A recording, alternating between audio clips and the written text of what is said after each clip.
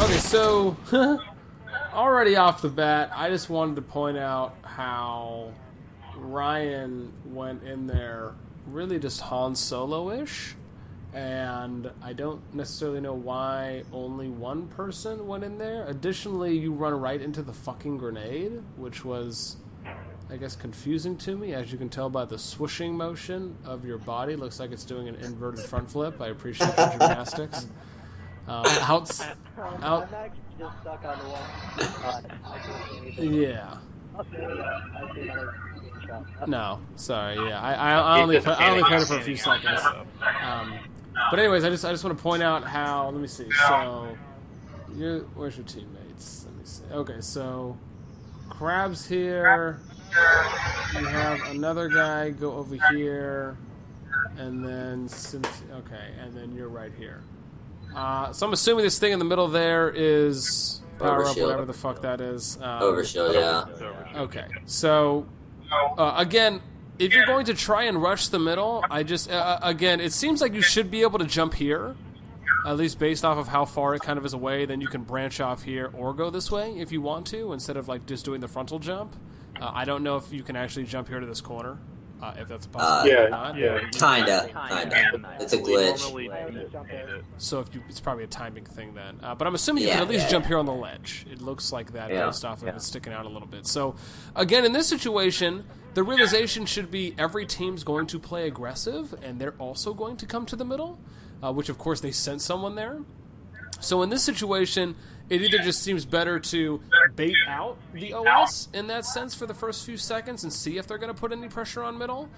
Because, again, if they do, then you have the advantage because you're shooting them while they're sprinting there. Or if they try and go behind the column, well, they still have to poke out, obviously, if they want to try and get to OS. So, right, so the advantage is still yours because you haven't sent anyone mid yet. Turn off the monitor? I'm sorry? I just turned off my monitor. Fuck me. Oh my god. Okay, keep going, but yeah. Well, the thing is, like, everybody, like, I mean, even, like, the top pro teams jump like that. I got you. The understanding is that becomes predictable because you should be able to anticipate that based off of you can bait out the OS very simply. I'm assuming, and again, obviously, I don't know, can you just walk over it normally? Or do you have to hold it. You have to pick it up. So it's like, what, 2 seconds or something? 2-3 seconds to... No, it's instant. I see. Yeah, Okay. So you just got to walk over and hold you X, have to press the or button whatever to it get is. it. Okay.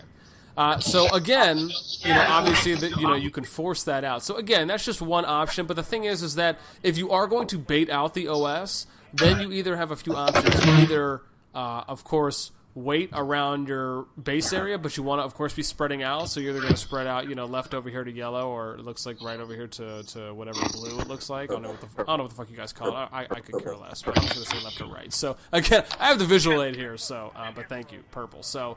Again, you can either send one guy over here to yellow, one guy to purple, then you can kind of keep 2 mid. You can keep one guy mid while you spread out and do like a 1-1-2 or a 2-1-1 if you want to split it like that, of course, while you're still maintaining visual on mid while baiting the OS out. Again, you can do that after you wait a few seconds if you want to try and bait it out, or of course you can go with the route where maybe you send one guy here at the column, maybe a guy here on this column too, maybe you leave a guy mid, then you branch one out, yellow or purple, and then you can just fill in one of the guys mid, of course, if they don't die and you end up capping OS. So, multiple things you could have done here. It just seems like you guys went with, like, the most basic approach. That is just very simple. Yeah. Our strat there actually was to we always have him go first, and then like if he doesn't get it, we always have one person ready to go again. I mean, so what you're saying is, and it makes sense. I don't know why we haven't thought about it, but basically, if we keep everyone back, like except for like we always have one person go purple. So if we basically keep the one kid like Ryan just jump top mid right there, like just straight YOLO'd it, and so basically, if we sit back, we can most likely kill them, and then get a guy jumping again, like Flame jump second, and he gets it.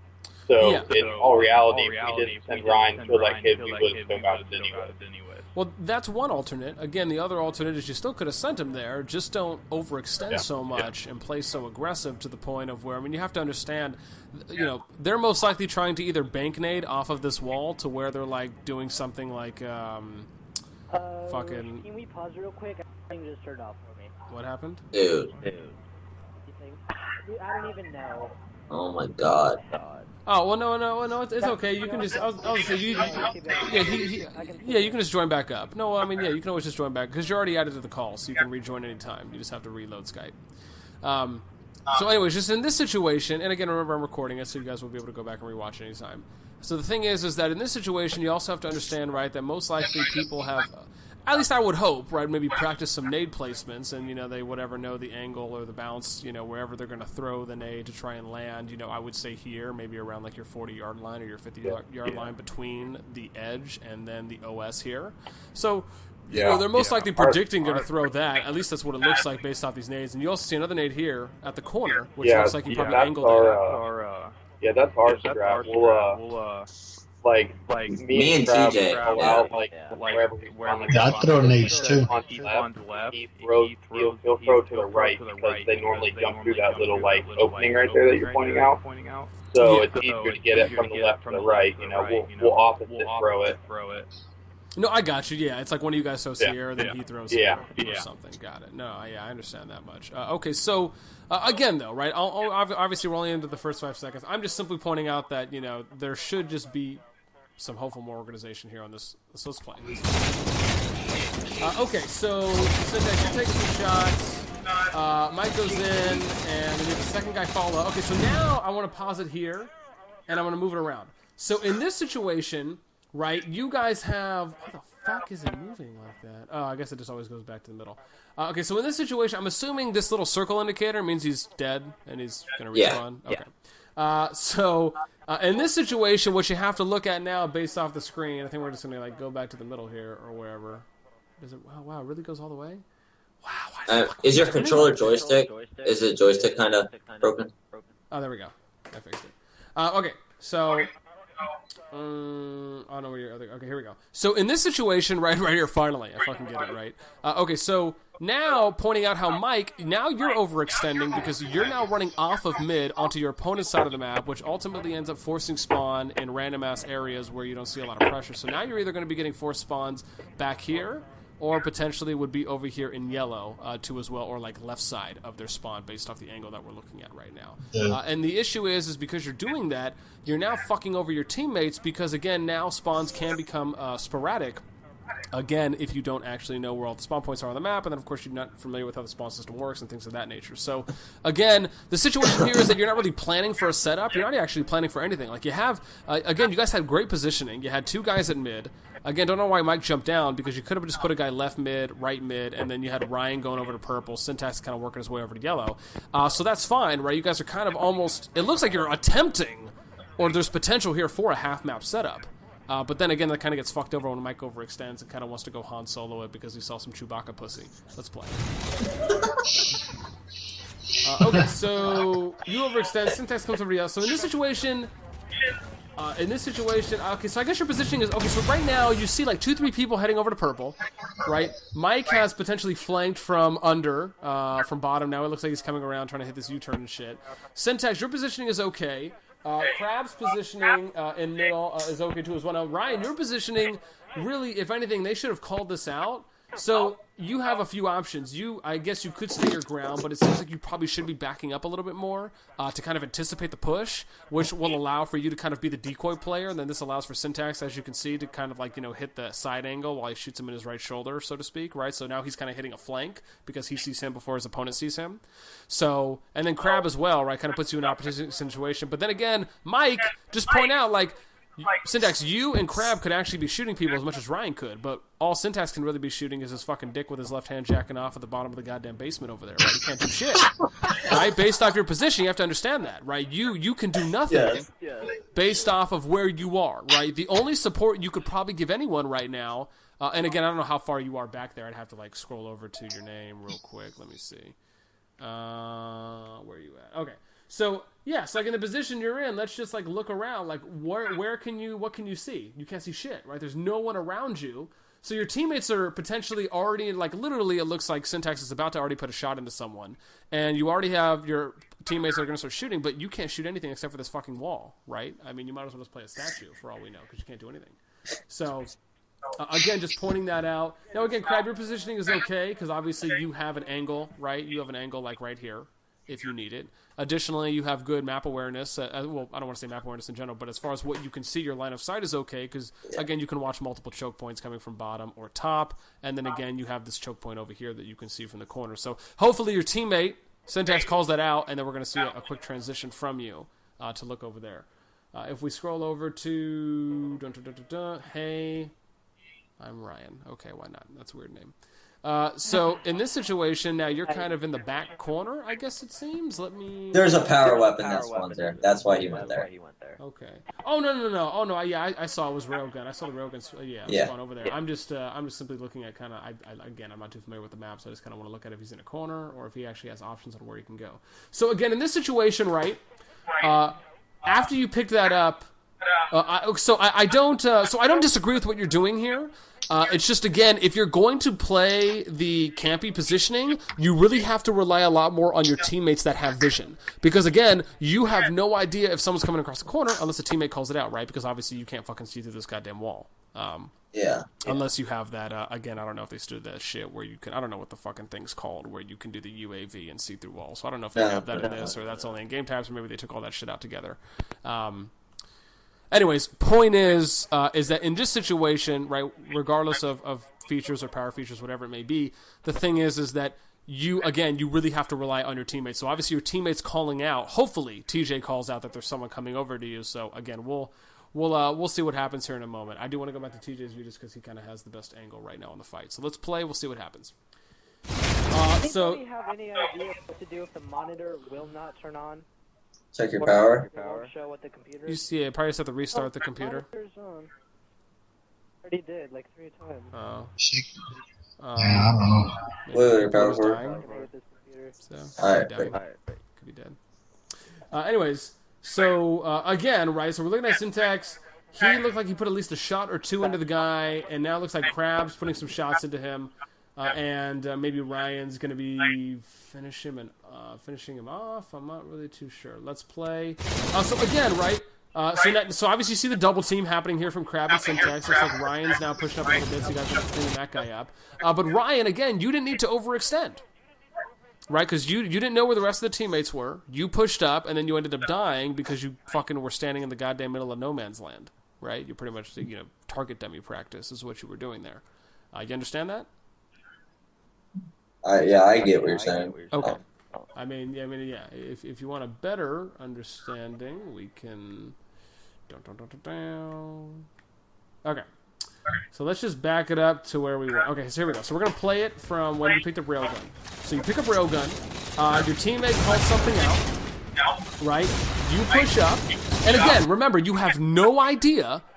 You have no idea if another teammate was above you or not because you guys weren't looking there watching that choke point, which again is right here, right? Obviously, you guys weren't watching that, so you had no idea if somebody went top purple or P2. I don't know if that's what you guys call it or not. Obviously, you didn't know, right? No one knew. So you're getting shot in the back while you overextend. In this situation, it would have been better for you just to let your teammates clean that up, or again, you didn't even have to go that far. I mean, you had an angle, like again, if we back it up, let's play it again. Right? You could have just went right here to the top of the ramp. Like 3/4 of the ramp. You had like right here, right?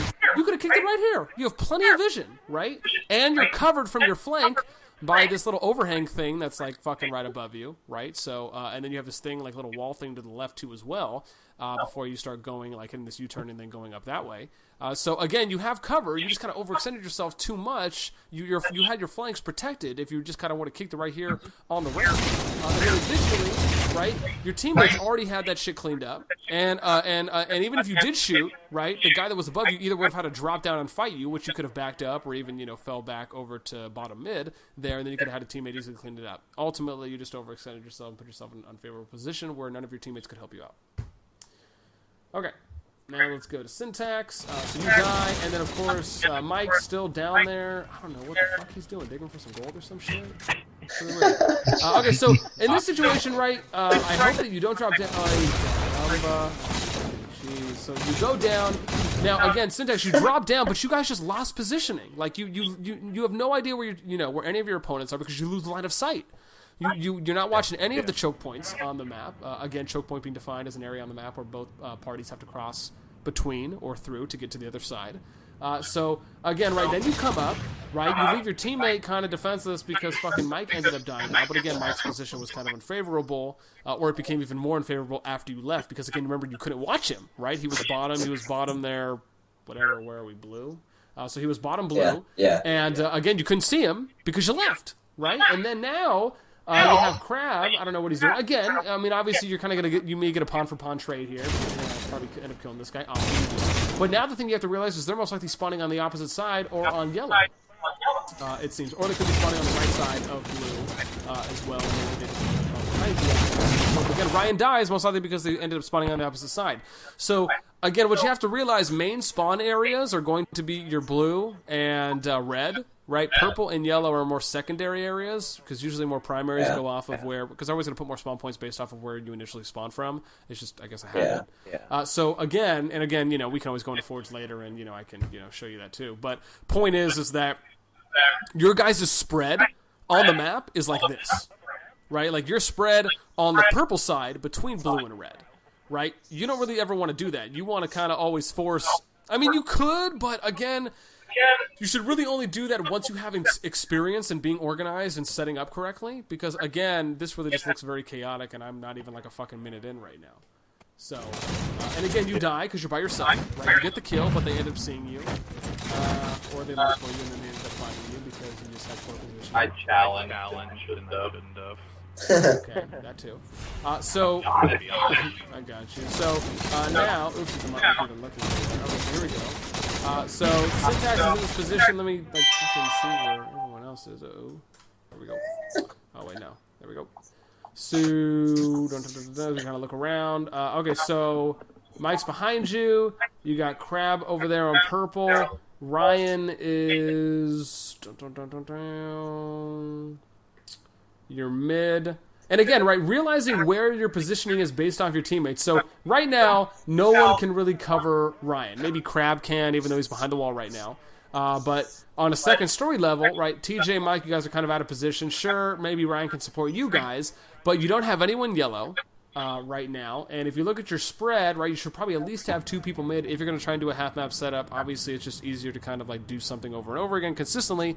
And again, what you have to realize too is after you guys get a kill, you got to switch your position up, right? Don't telegraph your movements. This is one of the worst things that players can do is you get a kill and you just stay in the same fucking spot, right? One of the worst things you can do. You're called out. You gotta move. Yeah, well, you're called out, or they've seen you. Again, I don't know if like they can see you on radar and shit because I just don't see a radar from right here. No, there's no radar. Okay, so again, right, point is, you most likely have already been called out, and they're probably looking at you. So always moving your positioning. And again, right, like you look at this guy right here, what you have to realize is that you have, okay, so like this is a choke point, right, because obviously they have to come here if they want to go down or if they want to go to the other side, right, realizing that that's something of importance to watch. Again, same thing with front here, right, because you can see if they're coming downstairs or if they go left, right, or if they backdrop and, you know, drop down to go bottom. Again, another choke point, right? Just an area, again, you guys should be watching. So, in this situation, though, I guess we'll see what kind of happens. I guess we'll let this play out for a moment. So, okay, so you end up getting flanked. This guy comes. It looks like he jumped from mid. From what I can tell, it looks like he did. Let me see. So, hang on. Alright. So, you clean that guy up. He's still coming in. Yeah, so he ends up jumping across, it looks like. And again, you only got flanked because you took your eye off a choke point. Right? You just weren't watching that. That's all. It's the only reason you died is because you just weren't watching it, right? You went to go hug this thing. Or whatever, and I pulled that guy out. And again, right, you end up getting flanked. So again, maybe someone called it out, maybe someone didn't. If they did, late reaction on your part. If they didn't call it out, then you know that's just because no one was watching it. So again, really, you got flanked and you died for no reason. I guess that's just the point there. Let's move over to so okay, so your teammate just died, and you're floating around here. Not sure if you really get cover. Okay, and then Mike dies, apparently, because he's by himself. And again, you have no one over there to cover him. I mean, we're only like a minute and a half in, but I hope you guys understand how it just looks very unorganized. From my perspective, you guys are kind of like all over the place. And you're not really... You have to understand, based off your positioning, you always want to be in a position to where you can at least help to where you can at least see two of your teammates, right? Or at least be able to support them to your teammates from your position and where you're at. Meaning that, if you're on purple, you need to at least be able to help out the two guys in mid. If you're in mid, then you need to be able to transition over to purple or to yellow, of course, if you even get a half map set up off. So transitioning is very important as far as where you need to be looking depending on where pressure is being applied. And, of course, that needs to be factored into where the callouts are and where you see 1, 2 people pushing, right? You don't really need to call out names. You just need to call out numbers.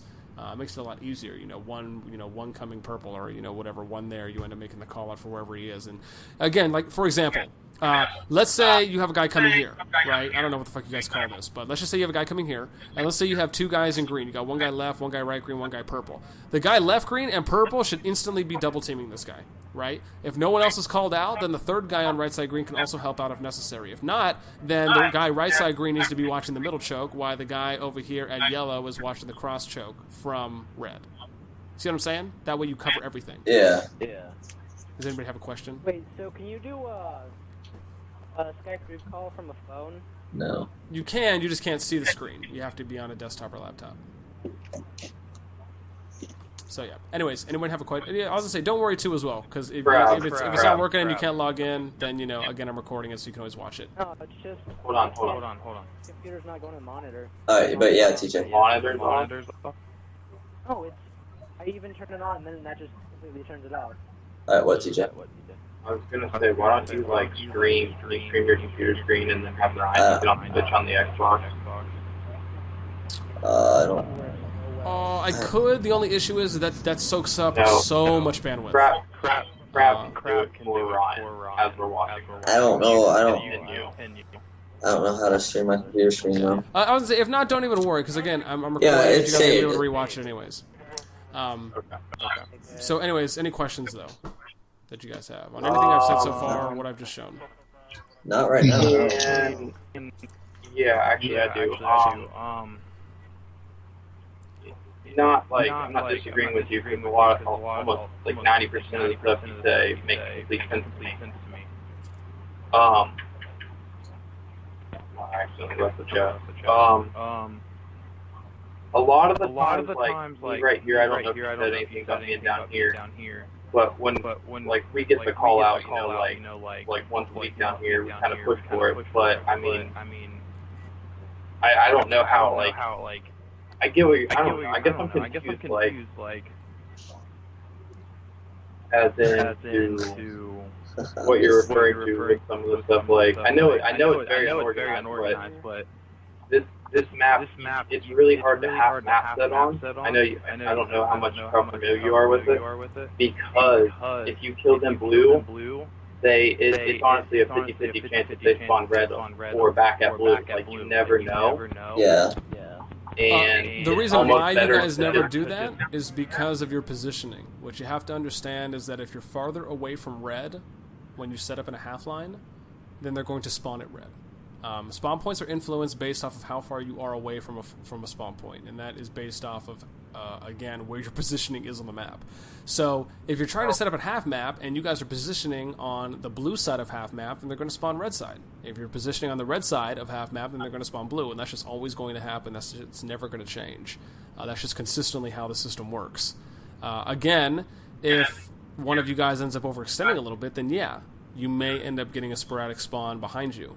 But if you set up consistently and you favor a 40% yard line, so to speak, where you're not necessarily directly at half map, then... Great fucking news. My monitor plugin works for my laptop, so I can charge it and watch it. There you go. Okay. So anyways, point is, like for example here, if I go to an overhead, let me just go to an overhead real quick.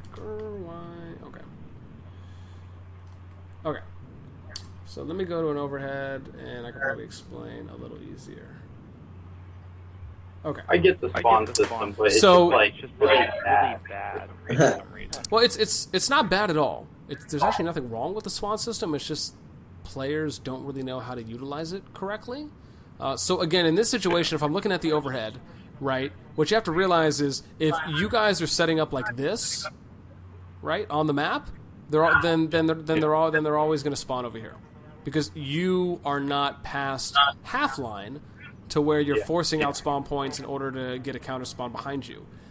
Even if you're setting up like this, right? Like even if you're setting up like this, and which I understand is like after you kill one or two people, what you can also do too as well is you can potentially have like your two outside people, right? Check, you know, like you can have them like, you know, look, for example, let me get a line here. So you could potentially do something like this, where like you check bottom or you check this, right? And then you can do that on both sides, and that's a way to eliminate to see if you are getting, you know, counter spawn behind you, or if they're just spawning in the same positioning.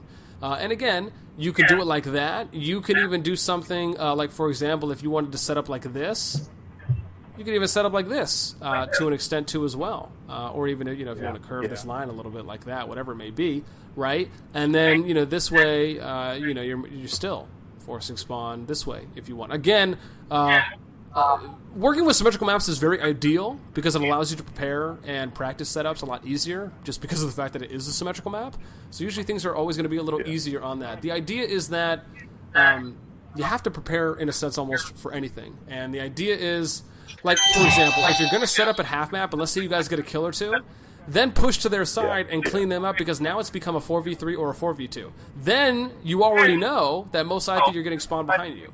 Depending on the spawn times, because what you have to also factor into is how long did it take after you guys got the first kill or two to push and get to their side, because they still could have maybe spawned one or two people on that side by the time you actually got there, and then the rest of the spawns would be happening along here, right? So that's also something you'd have to factor into as well if you're going to do that. And doing it that way makes it a lot easier too as well, because you still maintain the same fast-paced play, tongue twister, and you don't really have to slow anything down.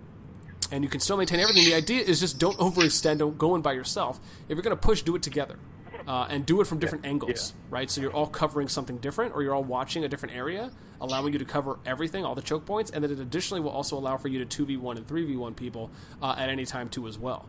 So again, just getting to like the half map, that's just like the start, right? You can adapt it however you want from there, depending if you just kind of want to slow play it. Because again, what you have to understand is, like, if you have the lead, they're going to come to you, right? Because they have to fucking kill you. I mean, they have to show themselves if they want to retake the lead. So now you have all the advantage, right? You control the pace at that point. So again, let's say you did like your half map setup or something like that, or you were able to get into that.